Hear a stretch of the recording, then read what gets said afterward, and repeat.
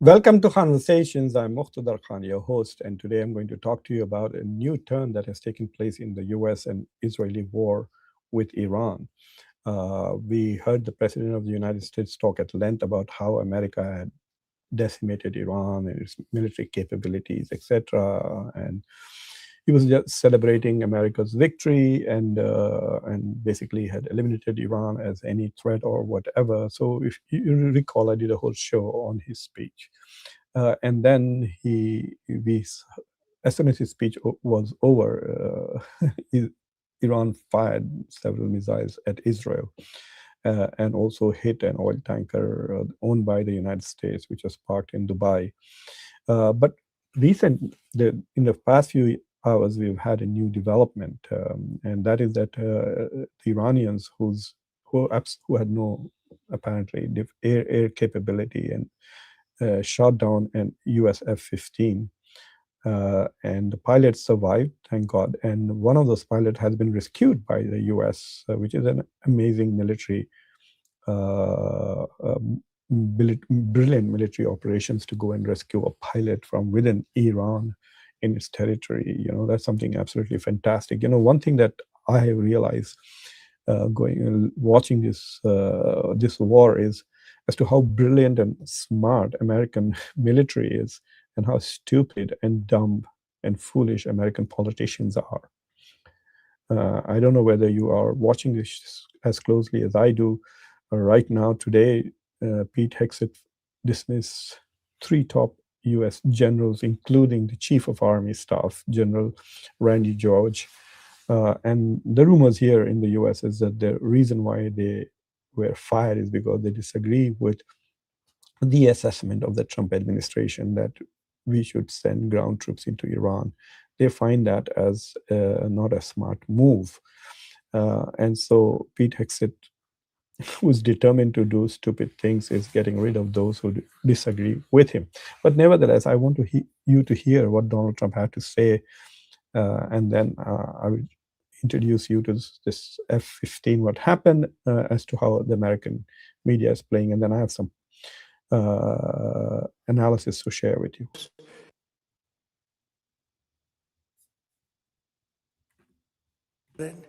They have no anti-aircraft equipment. Their radar is 100% annihilated. We are unstoppable as a military force.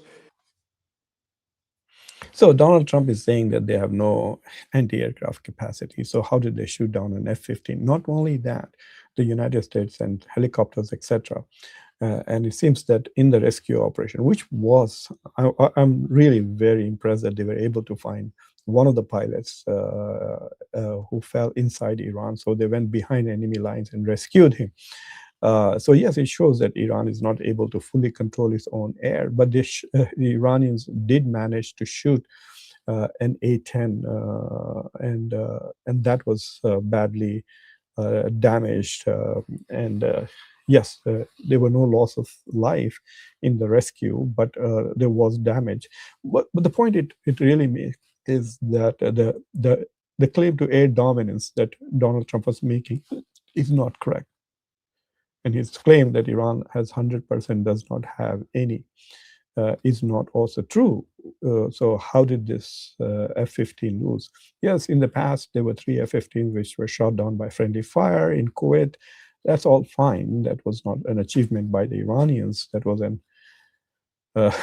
well, I just told you how great the US military is, but that was a stupid mistake by US military itself. But anyway, so how are look at this. How are some American experts reacting to what happened? Is that this was daytime. My guess. Colonel Gagne, what does this mean for U.S. jet strikes and other aerial missions moving forward? That the skies are not as safe as they perhaps presumed. My guess is that this was daytime. My guess is that that the Iranians used what's called infrared. So they used detection that's passive, that used heat differences. The president did say that their radars roll down, and so He probably can claim that legitimately, but the fact that there are still anti-aircraft kinds of capabilities that are based on heat temperature differences that can identify aircraft and still target aircraft is probably what got this F-15. So basically what is happening is that even though it may appear to be just one plane has been shot down, so what's the big deal? Well, what's the big deal is that they suggest that the claim that the US and Israel have established air dominance on Iran becomes less credible, especially if you look at the Washington Post report that has talked about the leaked plan to go and literally seize Iran's nuclear facilities, build airports there, bring in supplies and digging material and excavation, huge equipment, and dig through the rubble and go those 300 meters into ground to basically recover the enriched uranium that Iran has developed and hidden, probably in Natanz or near Isfahan. So this whole plan of sending troops on the ground to recover 1,000 pounds or roughly 400 plus kilos of enriched uranium. I mean, would you rethink that plan when you now suddenly realize that Iran does have some anti-aircraft capabilities that they are able to shoot down an F-15? So the planes that will be taking the troops there, dropping them, parachuting them into that regions is not going to be that easy, is the point that I'm trying to make. And the question now really arises, is the United States going to really go and launch? There are no other countries willing to go with the US. Even Israel has said that it will not be sending troops on the ground into Iran. Israel is not as stupid as Donald Trump is. Israelis are thinking, why should we risk our soldiers inside Iran? See what's happening in Lebanon. Yes, we are killing Lebanese, but we are also suffering losses. So why should we lose any lives ourselves when we can sacrifice Americans? So that's probably what the Israelis are thinking, that why should we risk it when we can simply sacrifice Americans? And Donald Trump seems to be determined to do one stupid thing after another stupid thing. And he's doubling down on this mistake he has made. And because of all his bravado and talk, he's kind of a victim of his own rubbish. So if he's going to say that I'm, like, for example, with the Strait of Hormuz, he's struggling with it. He's not able to rescue it from Iran's control. And so he says, oh, okay, our oil doesn't come from there. Those countries which are affected by Iran's control Strait Hormuz should do something. He kept begging the Europeans to come and help, and they told him to buzz off. So he's kind of stuck with that. So instead of acknowledging the difficulty of the task, like Macron did, and he says that it's practically impossible, he said, to take Strait of Hormuz by force. So Donald Trump wants to brag, and then in the face of failure, he's unable and unwilling to speak to the Americans honestly. So he's lying to Americans. That is the problem. So the question that I really want to ask is this a turning point in the war? Where Donald Trump now, if the Iranians capture the other pilot, it's going to be a very, very serious issue. Not so much if the other pilot dies. If the other pilot dies, it'll be a huge problem for Donald Trump to some extent. But if he's captured and taken as a hostage, and then it's going to be a massive row right here in the United States, and Donald Trump is going to struggle, and he could retaliate by escalating the war. And then Iran will escalate against Israel and the neighbors there. So in the end, the biggest sufferers are going to be the Arab countries. Already you can see that Iran has destroyed and caused huge damage to Kuwait's oil infrastructure, to Bahrain's, to Qatar's, and UAE's. It has even targeted the Saudis, but so far it has been hitting only military bases and has not systematically targeted Saudi resources. It has even hit a desalination plant in Kuwait, I think, which is going to make it very difficult for them to have drinking water. So this further escalation is not going to give Donald Trump an off-ramp, who's very clearly looking for a ceasefire. And apparently now, since this thing has happened, there is no negotiations in Iranians are being very difficult. They're not cooperating. They're not convinced. They don't think that the United States is a credible negotiator. Donald Trump, they negotiated with Obama and signed a treaty, JCPOA, and Trump immediately withdrew from it. Trump had 2 dialogues with Iran, and during the dialogues, he attacked Iran. And in the most recent dialogue, Iran made a lot of concessions to the Americans and their demands, especially with regard to nuclear capabilities and enriched uranium, and America still attacked. So the signal that the Iranians have got is America will attack you anyway, whether you talk to them or not. So why talk to them? Because then the Americans will come and lie to the rest of the world. Well, we negotiated with them, but they don't fulfill their promises, etc. If you want to get a taste of it, just listen to what's being said on the Fox News. Nobody on Fox News will come and say to you that the Iranians had agreed and made huge concessions. In spite of that, the US attacked Iran. So the Iranians are also, and there's something interesting. Professor Walid Nasser, who is considered a very prominent expert on Iran, was making the point that the Iranians also suspect that this whole issue of let's have a dialogue in Pakistan is one way to target the existing leadership of Iran.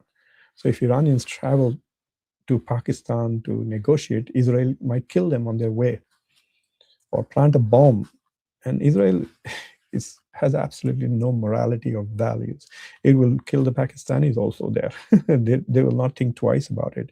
If you remember, they killed the Qatari who was mediating between Hamas and the United States. A ceasefire in Iran. Israel attacked Qatar, the so-called American ally. And of course, the Qataris until then, I don't think the Qataris are learning anything from this. After spending billions of dollars hosting an American base, America didn't protect them. They were attacked and their citizen was killed. And there was no retaliation, no consequence, nothing at all, except that, Trump made Netanyahu say, I'm sorry on the phone, apparently. So what? So in that sense, this is getting in. So I think this is a very serious turning point from a military perspective. Donald Trump will be under pressure to, justify his basic pompous speeches. And so he's going to probably drop heavy bombs. And as we speak, I heard that there is an escalation in Israeli and American attacks on Tehran. So they will start destroying the civilian infrastructure. They've already destroyed the biggest bridge in Iran. They bombed schools. They bombed the university, so on and so forth. It is amazing as to how the American public is not entirely on the streets. I mean, there was a protest called No Kings, but it was just for a few hours on one day. For those of you who are in India, I had an article in the Hindu. The Hindu is one of India's most important and respected newspapers since 1878. So the newspaper is nearly 150 years old. So I wanted to share with you this article. It was published there. The point that I'm trying to make is, in this article, Iran may be losing the battles, but it may still win the war. That is the argument I'm trying to make. Win the war is behind the logo on Khanversations. So the basic argument I have made in this claim is that America's strategic objectives are maximalist, are very big ones. They want a regime change in Iran. Even though Donald Trump in his speech finally said, no, we don't want a regime change, then he claimed that we have already brought about regime change. Pete Hegseth is also saying the same thing. So the US wants a regime change. They want to install a pro-Israeli king in Tehran. They want to destroy Iran's military, nuclear, and other conventional military capabilities. Basically push it into the Stone Age, as the president likes to say. So I have made this argument that as far as the strategic goals are concerned of bringing about a fundamental shift and change in Iran's nature as a country, there the United States is going to fail. But there are some tactical objectives that they might achieve, such as destroy Iran's navy and destroy Iran's infrastructure, kill some girls in a school, etc. If that is a tactical objective, they will do that. If that was not, they should come out and tell us and apologize for that war crime. But there are 4 reasons why Iran will, I think, surprise. One is that there's a lot of confusion in Washington itself. Number 2, the regime is proving to be very resilient. It's not going to really surrender, and so on. So I would recommend that you all please go to the newspaper today and browse through the article. And none of that has changed based on what is happening today, because I still feel that unless the United States sends in hundreds of thousands of troops, much, much more than what we sent into Iraq, and we are going to occupy Iran and be there for 10, 20 years like we were in Afghanistan, and there, even then we may not be able to bring about regime change. In fact, what we may do is, it's like Afghanistan. Look, what do we have in Afghanistan now after 20 years of American military presence? You have a more aggressive Taliban, a stronger Taliban than there was one before. So the Taliban has become much stronger after 20 years of American occupation and destruction, and the same could happen in Iran. Iran could become essentially a country that is run and ruled by IRGC. Already, by killing a lot of moderates, the American attack on Iran has handed Iran to the worst elements in the Iranian government, which is the hardliners from IRGC. Mujtaba Khomeini is a much tougher guy, much anti-West guy than his father was. So the United States, I'm convinced that they are going to fail from a strategic point of view. They may win some tactical battles, great, like, for example, look at us today. The US did something phenomenal. They went behind enemy lines and rescued a pilot who landed in Iran. But what are we talking about? We are making fun of the fact that the US claimed that they had established air dominance over Iran, and that now we see that there is not. We are, in fact, challenging all the claims that the US has made. So for the United States, it's going to be far more difficult to declare victory, because they've set such grandiose goals. And if they did not set those grandiose goals, then it's very difficult to justify this war, because according to US intelligence itself, Iran was not an imminent threat to the US. Netanyahu wanted to use America to destroy Iran, and he found somebody in Trump, the only American president who's willing to do that for Israel. This is why this war is, and I think because that is the goal, they are probably going to create a much more nastier, meaner Iran, which might actually be more wealthier because of their control of the Strait of Hormuz, and they may make more money out of it. And they have also, while a lot of countries are going to hate them for doing it, they're also going to hate the United States, because this is being triggered by that war. Anyway, so I hope that things get better. We will see what happens. I hope the other pilot, the officer who was flying at F-15 is safe. And we will see what happens going forward. Donald Trump has put a 3-week deadline on this war. And nobody's taking him seriously now. You can see that the price of oil has shot up since yesterday. Let me just check for what the price of oil is right now. It is 109. I think it's not, I don't know whether it moves on the weekend or not, but so it was 96 2 days ago. Now it's back to above 100. And so the markets are also down in some ways. So things haven't improved since Donald Trump's speech, and I think we are at a critical moment in this war, and things could get worse before they get better. So thank you for watching Khanversations. Please subscribe to the channel, like this video, press the bell icon, and don't forget to share it with your socio-political network. I will be back in 10 minutes. I'm going to talk in Hindi and Urdu to those of you who understand the language, especially from South Asia, and talk about the loan crisis between United Arab Emirates and Pakistan and what's going on there. So thank you for watching. Take care.